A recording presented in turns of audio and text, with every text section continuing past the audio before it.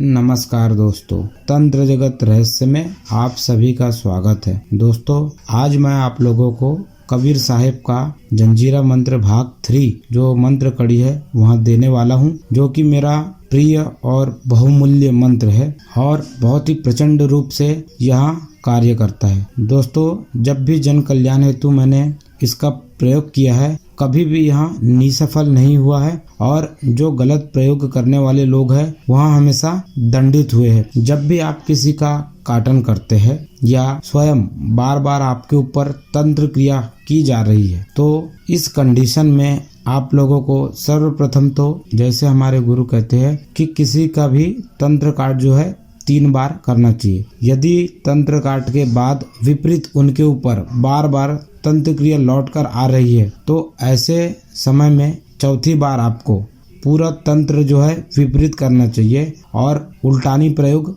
उनके ऊपर कर देना चाहिए।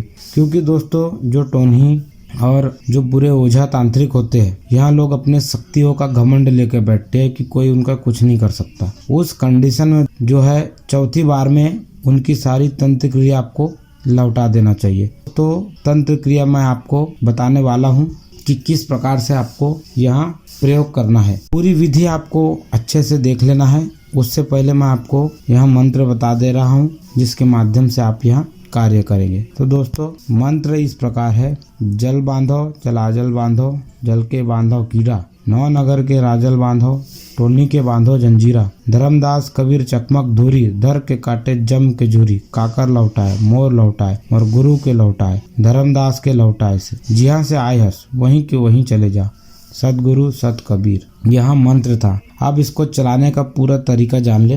इसके पहले आपको कुछ सामग्री लगेंगी, वहाँ सामग्री आप जमा कर लीजिए। इसके लिए सबसे पहले आपको 1.25 मीटर के 2 सफ़ेद कपड़े लगेंगे, एक आसन बनाने के लिए, एक सामग्री रखने के लिए।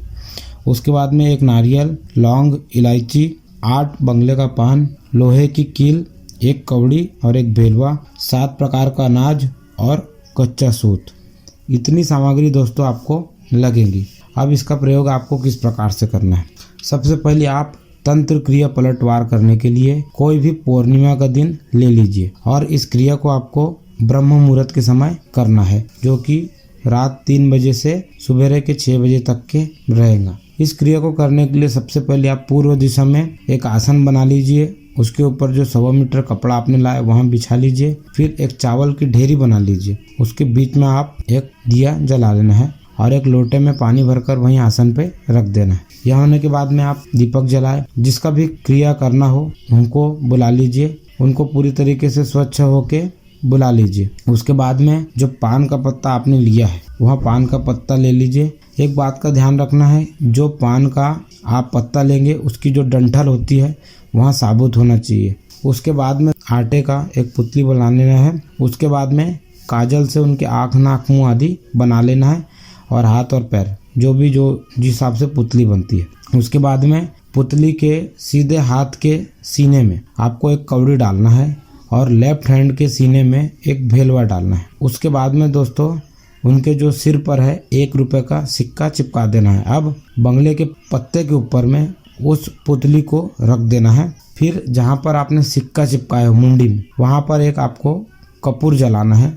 कपूर जलाने के बाद में जो रोगी है, पान के पत्ते का डंठल को सिर से लेकर पैर तक छुआते हुए जिसके ऊपर आपने पुतली रखा है वहाँ एक बार सिर से लेकर पैर तक उतारना है। और फिर जो मंत्र मैंने बताया हूँ उस मंत्र से लोहे की जो कील आपने रखी है इसको पहले आप मंत्र से अभिमंत्रित कर लीजिए। और दोस्तों, कोई भी वस्तु अभिमंत्रित करने का मंत्र मैंने दे रखा है, उस मंत्र से आप कील को अभिमंत्रित कर लीजिए।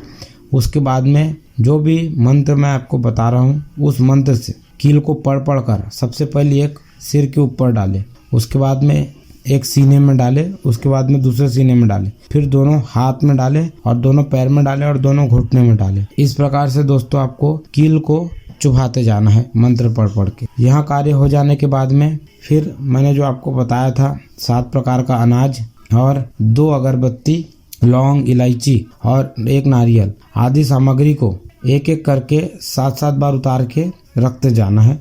जो सफ़ेद कपड़ा आपको बताया था, पहले पुतली को उसमें डाल दे, फिर जो भी चीज़ उतारने की है 7 बार सिर से लेकर पैर तक उतारते हुए वहाँ सफ़ेद कपड़े में डाल देना। उसके बाद में दोस्तों वहाँ कपड़े की एक मोटरी बना लीजिए, उसको बांध लीजिए ताकि सामग्री सारी गिरे ना। अब इसको लेकर के आपको चले जाना है नदी पर। नदी में जाने के बाद में आप वहाँ पर गंगा माता से अर्जी विनती करेंगे कि माता जो भी परेशानी है उसका काट कीजिए और जो भी शत्रु है उसको इसका दंड दीजिए। यहाँ बोल के आपको सारी सामग्री पानी में छोड़ देना है। बस इतना होने के बाद में संपूर्ण तंत्र विद्या जो है वहाँ लौटना शुरू हो जाएगा। जैसे जैसे वो पानी में बहते जाएगा, इतना खतरनाक इसका प्रयोग है जो करने वाला है। आपको जितनी तकलीफ हुई है उससे कहीं ज्यादा तकलीफ जो है करने वालों को होगी। इसलिए दोस्तों यहाँ प्रयोग तभी कीजिए जब आपके ऊपर बहुत ज्यादा परेशानी जो है बढ़ गई हो। आपके ऊपर जितनी परेशानी बढ़ी रहेंगी उतनी ही समस्या जल्दी लौट कर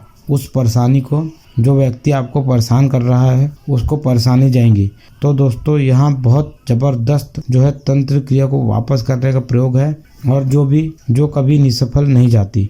इसलिए दोस्तों सर्वप्रथम 3 बार अपना काटन कहीं से भी कराए या खुद दूसरे का कर रहे हो तो करे, उसके बाद ही चौथी बार में यहाँ प्रयोग करे, तो कभी भी आपका यह कार्य जो है विफल नहीं हो।